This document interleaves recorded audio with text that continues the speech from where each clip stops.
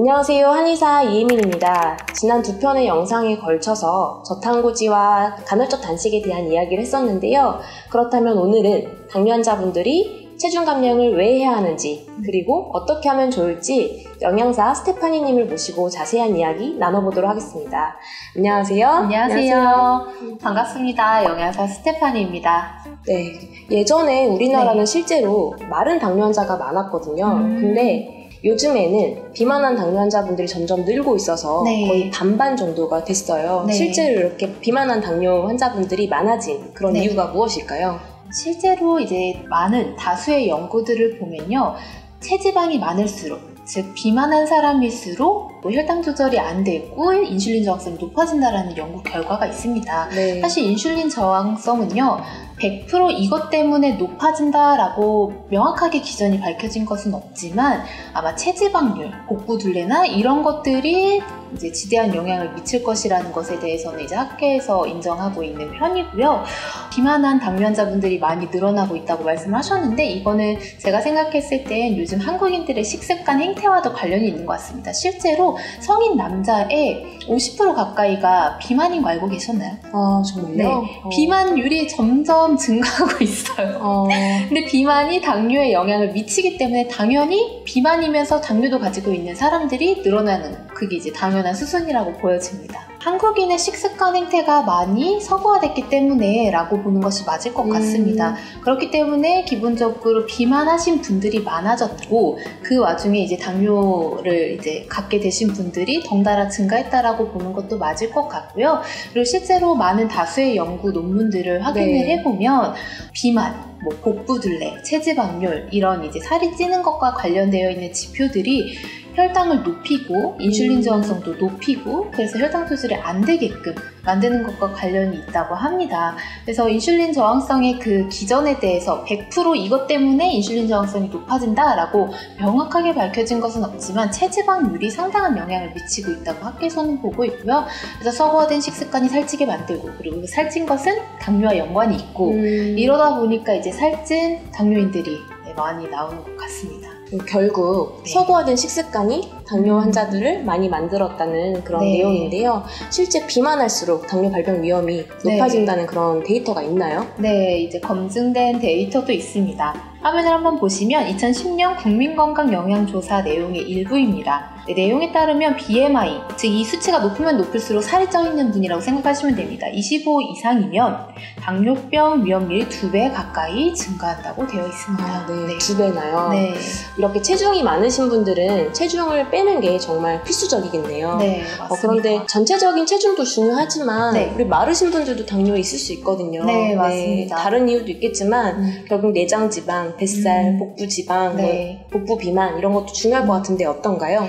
보통 이제 나이가 많으신 분들 중에 팔다리는 얇은데 배만 이렇게 나오신 분들이 있어요. 그리고 그런 분들 중에 또 당뇨이신 분들이 은근히 많거든요. 근데 이게 다 연관이 있습니다. 복부둘레, 가장 두꺼운 부분으로 재셨을 때예요. 가장 두꺼운 데를 재셨을 때 남자는 90cm 이상, 여자는 85cm 이상이면 복부 비만이라고 봅니다. 그렇다면 팔다리가 얇아서 전체 체중은 정상 체중 범위에 있다고 하더라도 이제 당뇨의 위험이 높아진다라고 볼 수 있죠. 네, 결국은 마르신 분들이든 비만한 분들이든 내장 지방부터 줄여야겠습니다. 그렇다면 당뇨인 분들에게 추천해줄 만한 체중 감량 방법이 있을까요? 네. 당뇨 있으신 분들이 아무래도 식사 조절을 가장 힘들어하시지 않을까 싶어요. 맞아요. 이렇게 계속 뭘 만들어야 되기도 하고, 하루에 3번 신경 써야 되고, 간식 먹고 싶은데 먹지 말아야 될 것 같고, 이런 갈등 때문에도 스트레스가 좀 극심하실 것 같은데, 일단 가장 기본은 다들 아실 것 같기는 한데, 새끼 식사 규칙적으로 하시고요. 간식은 드셔도 좋습니다. 어쩔 때는 간식은 권장돼요.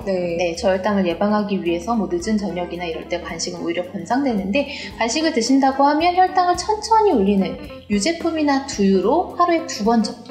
그것도 엄청 벌컥벌컥 들이키시는 양은 권장되지 못하고요. 한 200ml씩. 그 정도 드시는 게 가장 기본적입니다. 그래서 과식하지 않으셔야지 되고요. 그리고 탄수화물 위주로만 있는 식품들 있죠. 예를 들면 칼국수, 잔치국수 이런 것들. 그런 거를 드시는 게 아니라 단백질과 지방도 같이 적당히 섞여 있는 식사를 하셔야지 됩니다. 근데 체중 조절 얘기를 하고 있었잖아요. 당뇨도 있으시면서 그리고 체중 조절도 하셔야지 되는 상황에 있으신 분들한테는 제가 보통은 어떤 식으로 상담을 진행을 하냐면요. 그분들이 평소에 어떻게 드셨는지를 쭉 작성을 해보라고 말씀을 드려요. 그리고 거기에서 문제점을 고치는 식으로 좀 더 접근을 해요. 새끼 식사, 현미밥으로, 잡곡밥으로, 뭐 고기는 얼만큼, 뭐는 얼만큼, 막 이렇게 하면은 지키기 어려워지기 때문에 본인 식사 패턴을 먼저 싹 적어달라고 말씀을 드리는데 그 유형을 보니까 한 2가지 유형으로 나뉘는 것 같아요. 첫 번째 케이스는 간식을 많이 드시는 분들. 식사도 뭐 가끔은 거르지만 식사도 몇 끼니마다 좀 하시면서 간식으로 뭐 떡이라든지 뭐 고구마라든지 이런 완전 당질 식품들이 간식파. 있죠. 네, 간식파가 있고요. 두 번째는 과식파. 과식파가 있습니다. 그래서 간식파에 대해서 먼저 말씀을 드리면요. 본인이 하루에 얼마나 먹는지 간식을 그거를 적어보시고 1차적으로 그거를 절반만 줄여보세요.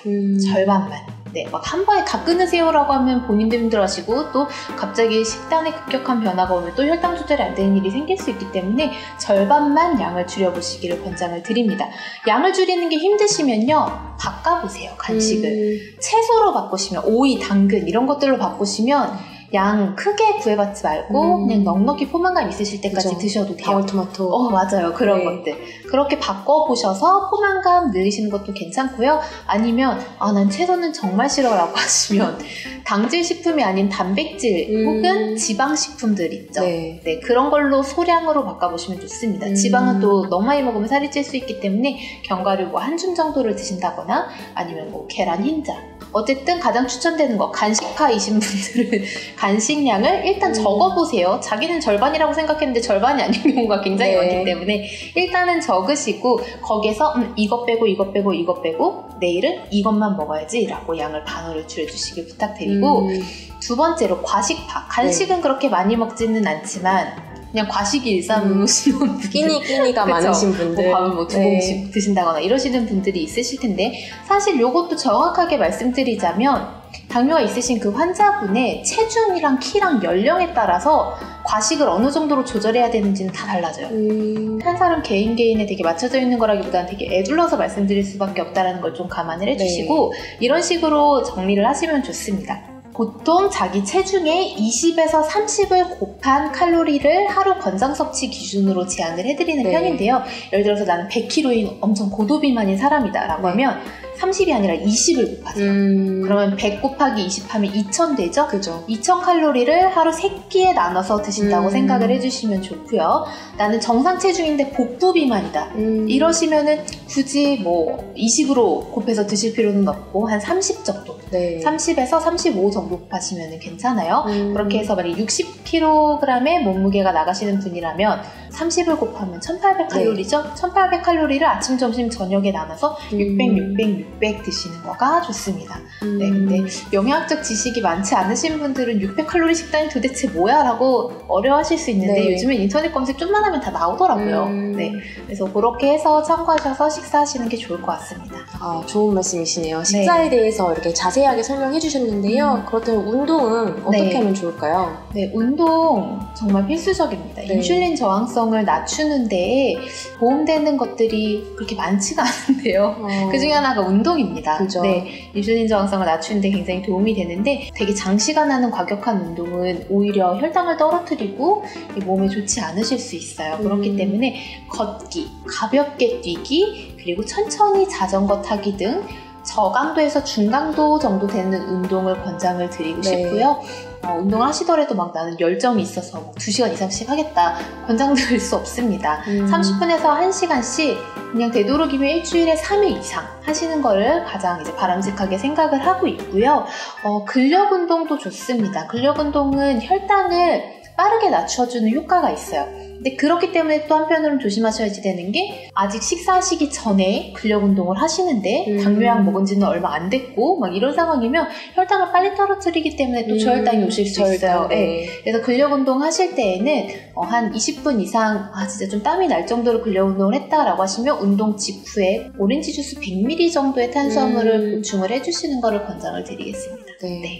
식사와 운동에 대해서 자세히 정리를 해주셨는데요.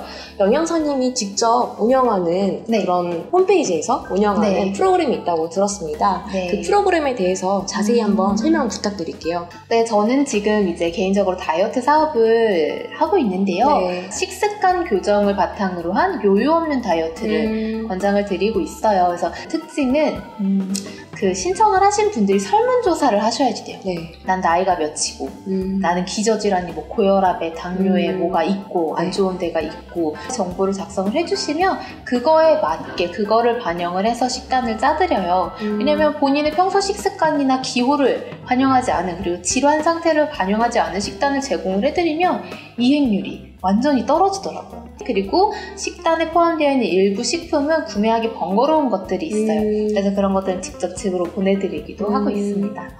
개개인에 맞춰서 네. 식단을 짜주시니까 참 좋을 것 같고요. 간식도 보내준다고 하니까 참 네, 좋은 프로그램인 것 네. 같습니다.